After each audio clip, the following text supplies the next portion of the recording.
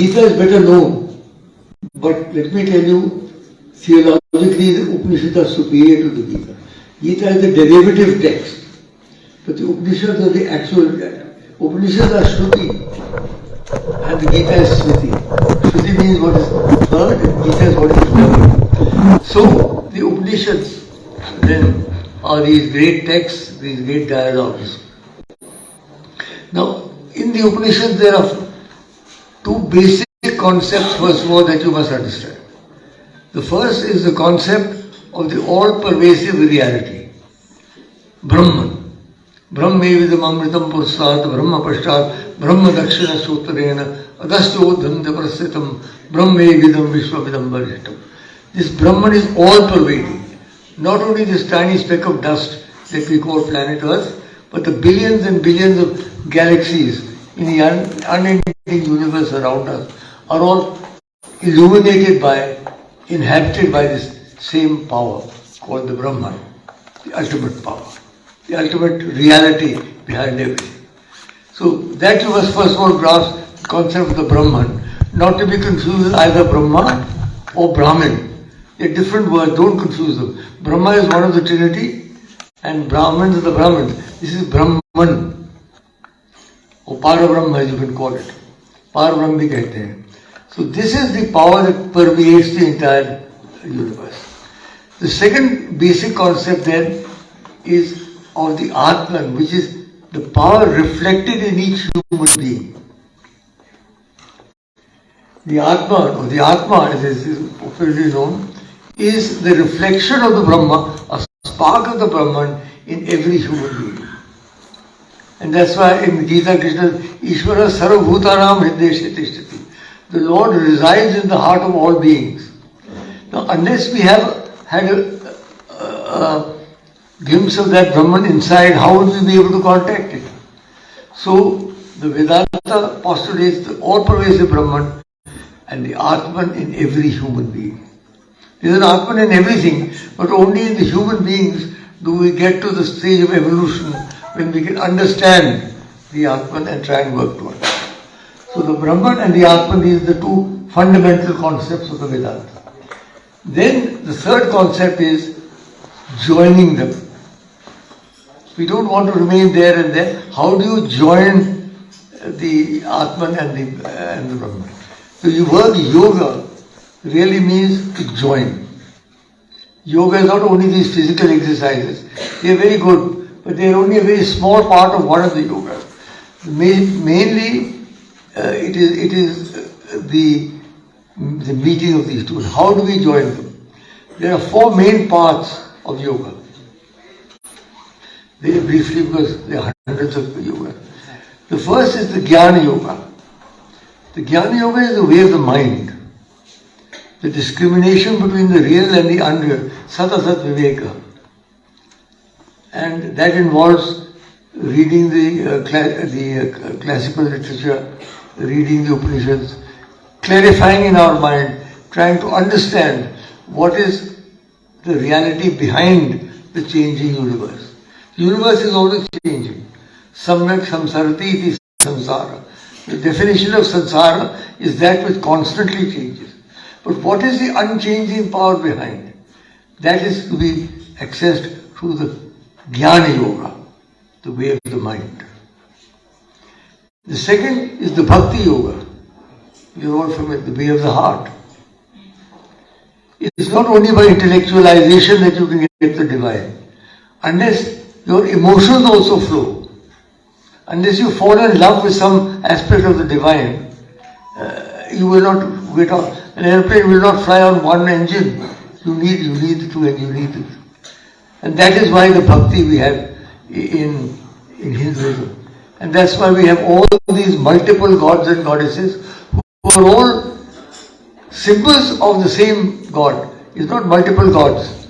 They are symbols of the same divine. But the glory of Hinduism is it gives you a choice.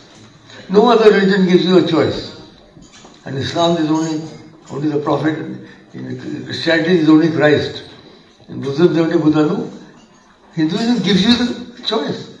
You can worship Shiva, you can worship Vishnu, you can worship Krishna, you can worship a male deity, you can worship a female deity, you can worship the goddess in so many of her forms. So this is one of the greatnesses, the great glories of Hinduism is, it gives you multiple choices. And no other religion gives you multiple choices. So, I am a Shiva Bhakta, you may be a Krishna Bhakta, you may be a Devi Bhakta. We are all praying to the same divinity. If there are 50 people in this room, and we all pray, there are not 50 different divinities. Ultimately, we are praying to the same divinity. So, we must understand that. That is the root of the Bhakti movement. It's a very important movement. I won't go into the history. The movement began in the south with the Nayanmars and the Alvars. The Shaiva saints and the Vaishnava saints came up north, and the entire the Bhakti movement, Mirabai and Tulsidas and Kabir Das and all of these Bhaktas are what Bhakti did was it brought the Upanishadic truths into the hearts of the people.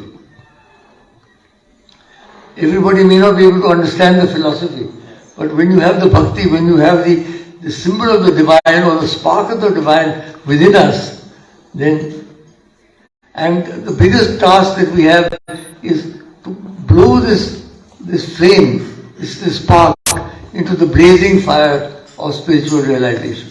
So, Jnana Yoga is the first way, the way of the mind. Bhakti Yoga is the second way, the way of the heart, the way of the emotions, the way of love, the overriding power of love. And that is the most powerful force in society, and that is the second main yoga. The third yoga is the way of the hands, the karma yoga. Jnana yoga, the way of the mind. Bhakti yoga, the way of the heart. Karma yoga, the way of the arms. You see, you can't just sit nowadays and meditate. Everybody has got to do something. All of us have got to do something. And therefore, how do we do it while not getting involved? That is what the Gita is very strong on the karma yoga. That we must act. And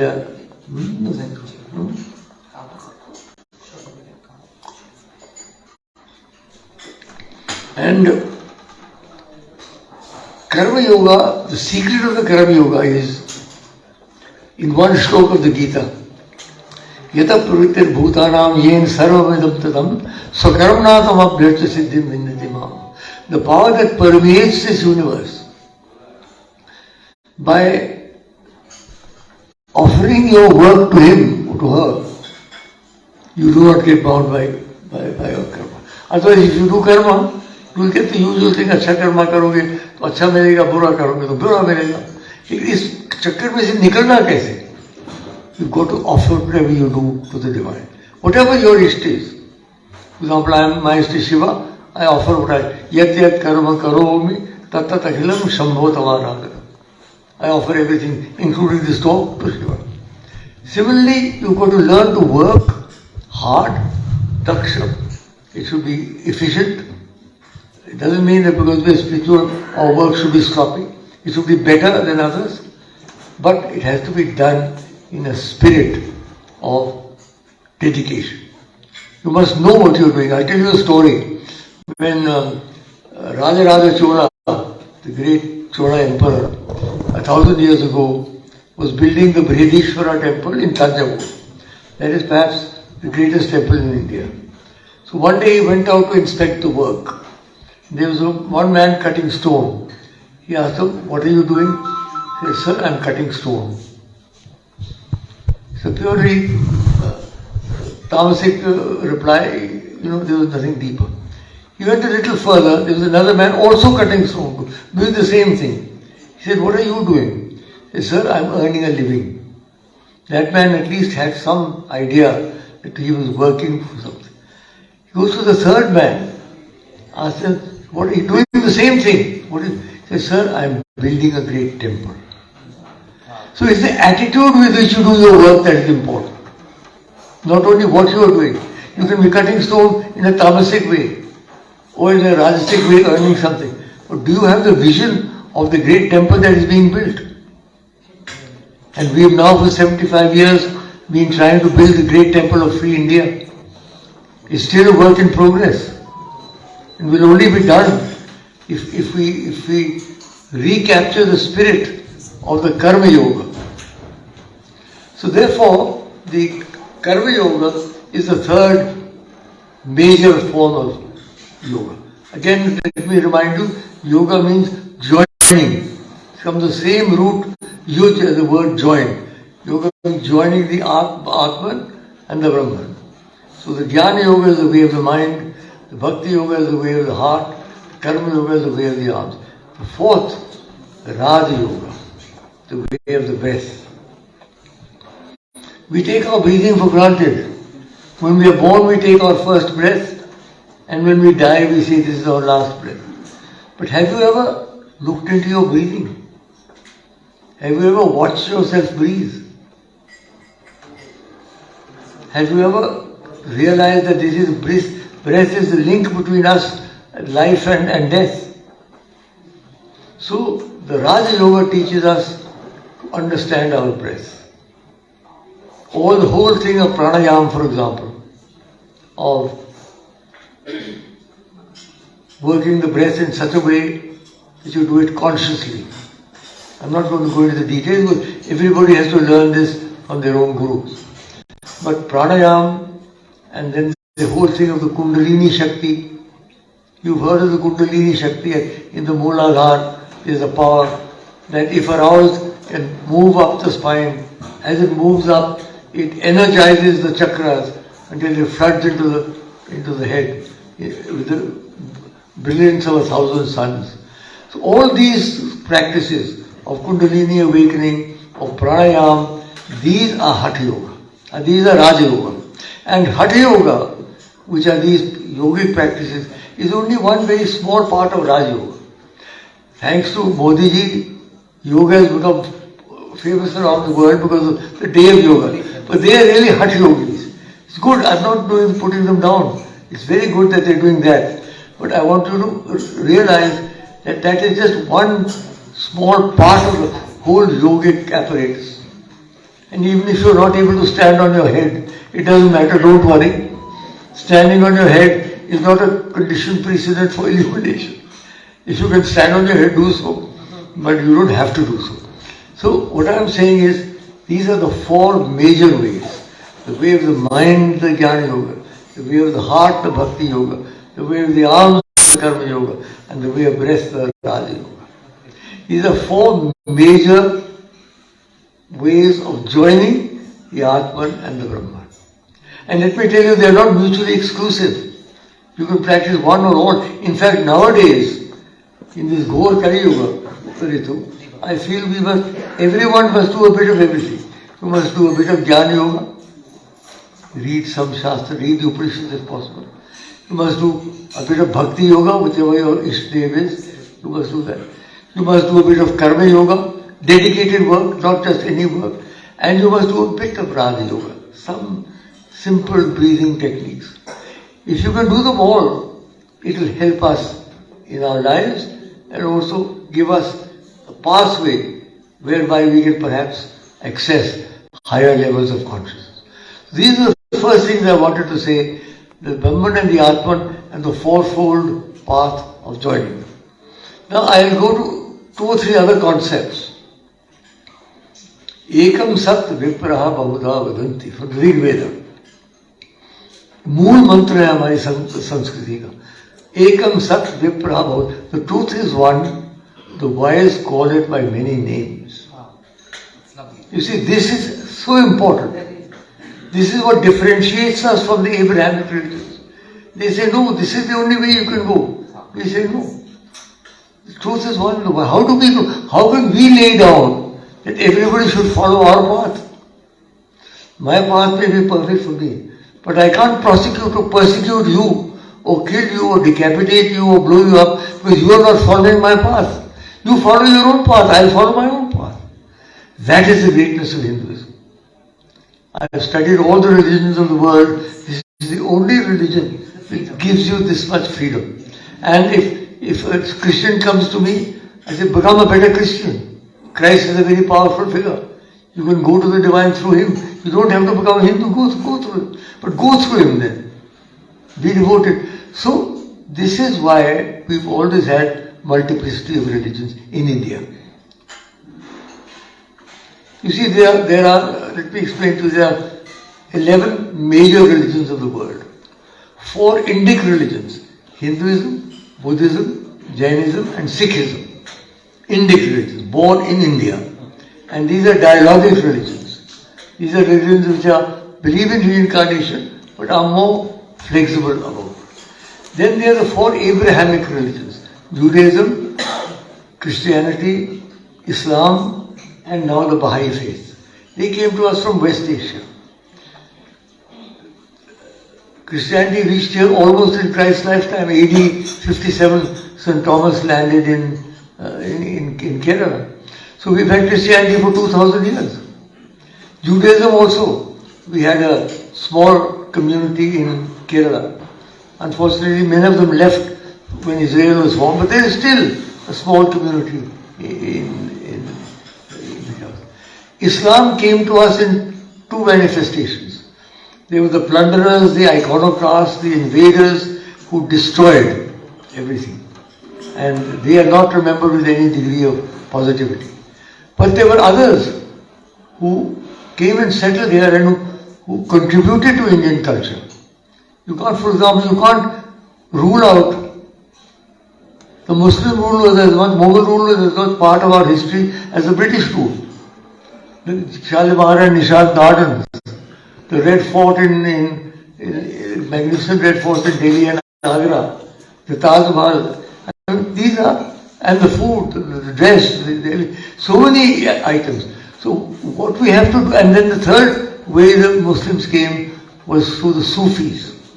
In Kashmir particularly, it was the Sufis who converted people, not by the sword, in Kashmir. So the Sufis are people who are in love with God. They dance. Have you seen a Sufi dance? How they go round and round.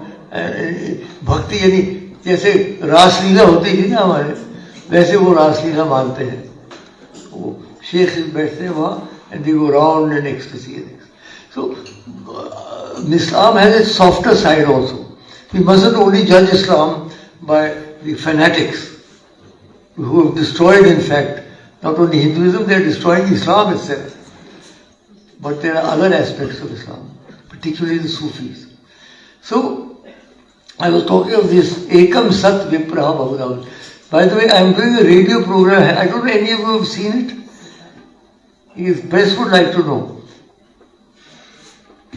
ये जो हमारा संसद TV है, Lok Sabha TV and Rajya Sabha TV have joined, as you know. I have been doing a program for over a year. I am anchoring it, called Ekam Sat, in which we have presented every religion of India. I have given some lectures myself. We presented 2 people, Muslims, 2 on that. We presented Christians, Judaism. The man is so happy that people didn't know there were Jews in India until this program. Is it something to do with your interfaith? It's my interfaith program. And I'm doing this for Sunset TV. And I'm charging. And I'm saying you pay that money into my interfaith organization. Very good. The Temple of Understanding. Why waste it? So, this is, you might be able to look them up on YouTube or whatever, but they are going on. We've done already 15 programs. So, Ekam Sat is a very important theory. Ekam Sat Vipraha Bahudha. The wise call it by many names. That's one concept you've got to keep in mind. The other concept is a term that you hear very often, Vasudhaiva Kutumbakam. It's the G20. Ayam Nija Paroveti Gadanam Laguchetasam Udhara Charita Ramatu Vasudhaiva Kutumbakam. This is mine, that is yours. I am the Gadanam Laguchetasam. छोटे दिमाग वालों की बात है. उदार चरिता जिनका consciousness बड़ी हो, वसुधा एव वसुधा, the world alone is a family. Nothing to do with Vasudeva. Many people mispronounce it and think it's to do with Vasudeva. It's nothing to do with Krishna. It's Vasudha, which means the earth, Ev alone, Kutumbakam. The world itself is a family. Now this is another concept, remarkable concept. I mean, the rishis had this concept 5,000 years ago, when you couldn't move more than 10 kilometers or 10 miles by road, on foot. Today you have a little machine, you press a few buttons, you talk to somebody in America. So technology has brought us together. Previously it was just a concept. Unfortunately, we do not yet accept the reality.